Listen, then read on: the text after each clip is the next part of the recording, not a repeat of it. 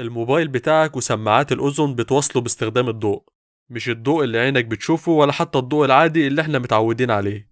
هما بيستخدموا نوع غريب من الضوء موجود على الطفل الكهرومغناطيسي. في الحقيقة عين الإنسان بتقدر تشوف الأطوال الموجية للضوء اللي بين 400 ل 700 نانومتر، بس لو ركزت شوية هتلاقي إن العين البشرية مش بتشوف الضوء اللي البلوتوث بيستخدمه، واللي بيكون في أطوال موجية ما بين 121 ملم و 124 ملم. النوع ده من الضوء مش بس مش مرئي، ده كمان موجاته طويلة جدا لدرجة إنها بتعدي من خلال الحيطان، زي ما الضوء العادي بيعدي من الزجاج بالظبط. طيب حلو، بس إزاي الضوء ده بينقل لنا الأصوات اللي عاوزين نسمعها؟ الموضوع كله له علاقة بالأرقام الثنائية واحد وزيرو. خلينا نقول إن الطول الموجي 121 ملم بيعبر عن اللون البنفسجي، والطول الموجي 124 ملم بيعبر عن اللون الأخضر. لو الموبايل بتاعك عايز يبعت واحد للسماعات، الهواء بيرسل إشارة تحمل الطول الموجي البنفسجي. السماعات بتلقط الإشارة دي وتقول للشريحة الإلكترونية اللي جواها ده بنفسجي وبتكتب الرقم واحد. ولو الموبايل عايز يبعت زيرو، الهواء بيرسل الطول الموجي الأخضر ونفس العملية بتحصل. والعملية دي بتحصل حوالي مليون مرة في الثانية الواحدة. حلو كده، احنا فاهمين ازاي التواصل بيتم، بس في أسئلة كتيرة بتطلع. مثلا لو صاحبك اللي جنبك بيسمع عمرو دياب وانت بتسمع قرآن، ازاي السماعات بتاعتك تعرف تتجاهل إشارة موبايله وتلقط إشارة موبايلك بس؟ الحل هنا في إن البلوتوث مش بيعتمد بس على لونين زي البنفسجي والأخضر، لأ، في 79 قناة مختلفة جوه النطاق ما بين البنفسجي والأخضر. كل قناة ليها طول موجي بيمثل واحد أو زيرو. يعني مثلا موبايلك ممكن يبقى في القناة 37 وصاحبك في القناة 73.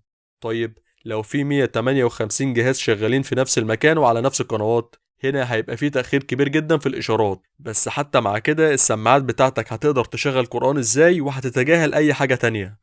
الموضوع بسيط. لما تيجي توصل السماعات بالموبايل، فكر في السماعات كأنها قفل. لما تضغط على زر الاقتران في السماعات، هي بتبعت مفتاح فريد من نوعه عن طريق الهوائي. موبايلك بيشوف كل المفاتيح اللي بتتبعت من الأجهزة المحيطة وبيختار المفتاح اللي يخص السماعات بتاعتك. بمجرد ما الموبايل يختار المفتاح، السماعات والموبايل بيتفقوا على استخدامه علشان يبدأوا عملية التشفير. كل مرة الموبايل بيبعت حزمة من الإشارات الثنائية واحد وزيرو، السماعات بتغير المفتاح وبتبعت مفتاح جديد مشفر للموبايل باستخدام المفتاح القديم.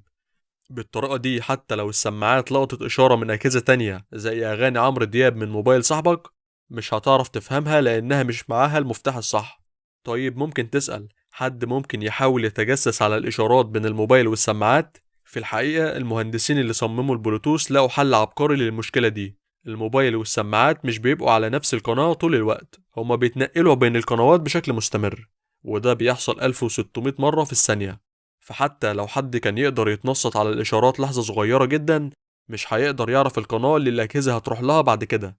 طيب إزاي السماعات والموبايل بيعرفوا القناة الجاية؟ لما الموبايل بيتصل بالسماعات لأول مرة وبيختار المفتاح، بيبعت ضمن الرسالة الأولانية تسلسل مشفر بيحدد النمط اللي الأجهزة هتتنقل عليه بين القنوات.